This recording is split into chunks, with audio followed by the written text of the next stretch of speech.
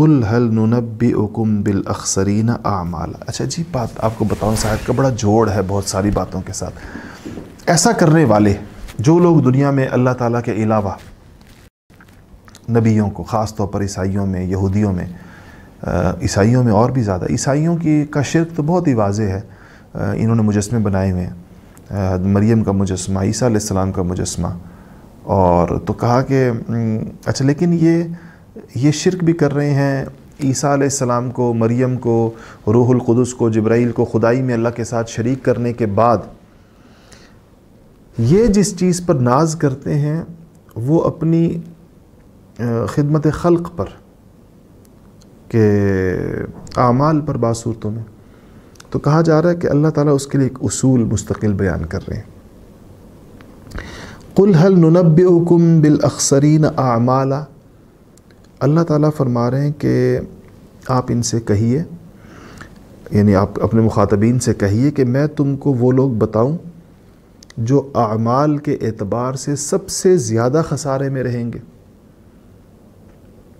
یعنی اعمال ہوں گے لیکن اعمال فائدہ مند نہیں ہوں گے، خسارے میں رہیں گے. اور اخسرین اعمالا، سب سے زیادہ خسارے والے، یا وہ لوگ کہیں کہ وہ بتاؤں جن کا کیا کرایا اکارت گیا، جنہیں اپنے کیے کرائے کی، اپنی خدمت خلق کی، اپنی عبادتوں کی، اپنے اچھے اخلاق کی، آخرت میں کوئی جزا نہیں ملے گی. پتہ ہے بتاؤں ان کے بارے میں، حضور کو کہا گیا کہ ان سے پوچھیں لوگوں سے. الذین ضل سعیہم فی الحیات الدنیا. کہا کہ یہ وہ لوگ ہیں الذین ضل سعیہم، جن کی دنیا میں کی گئی ساری محنت، جو اچھے اعمال کیے تھے، فی الحیات الدنیا، ضل کھو گئی، ضائع ہو گئی.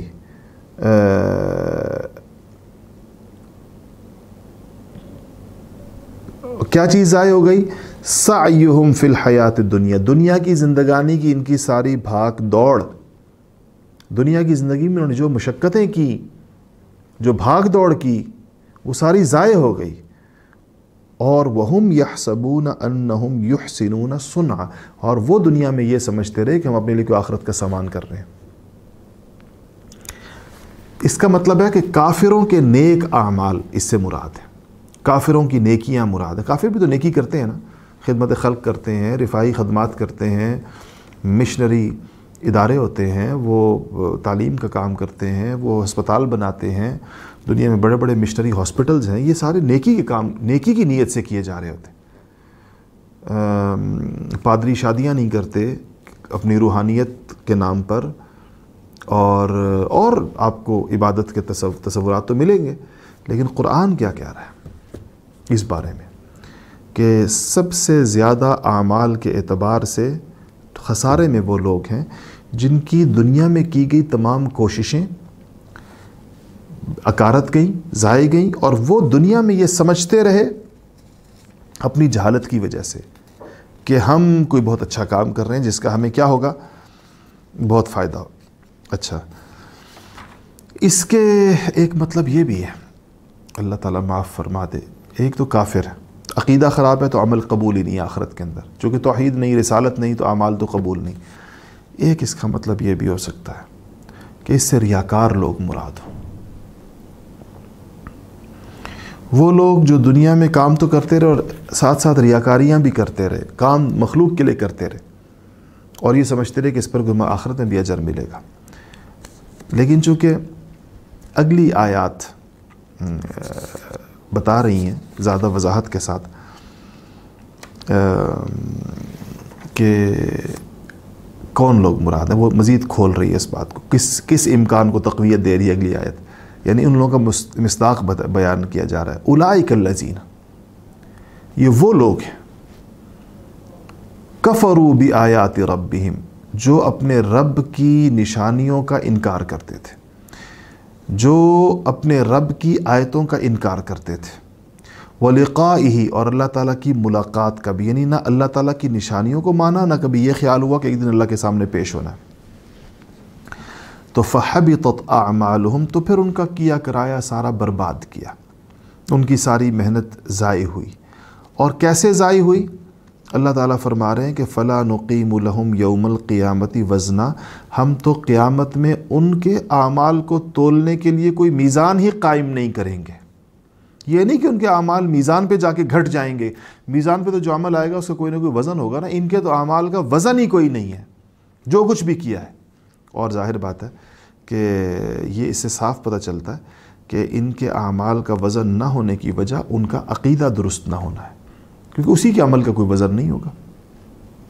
ورنہ گناہگار مسلمان بھی میزان پر آئیں گے تو کچھ نہ کچھ نیکیاں تو گناہگار سے گناہگار آدمی نے بھی کی ہوتی ہیں، اس کا تو اس کو وزن ہوگا اور اس کو اس کا صلہ بھی ملے گا۔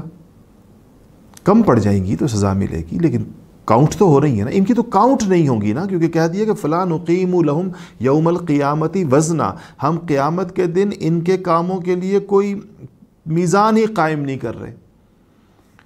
اور پھر کہا کہ ذَلِكَ جَزَاؤُهُمْ جَهَنَّمُ، یہ ان کی سزا ہے، ان کی سزا وہی ہے یعنی جہنم جو دوزخ۔ کیوں؟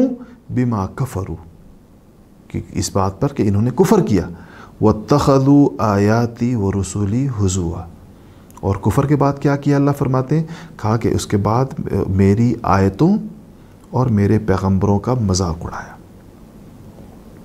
یہ کفر کا اظہار تو ایسے ہی کرتے تھے نا، نبیوں کا مذاق اڑانا، آیتوں کا مذاق اڑانا، قرآن نہ ماننا، کتابوں کو نہ ماننا، آسمانی کتابوں کو نہ ماننا، نبیوں کو نہ ماننا۔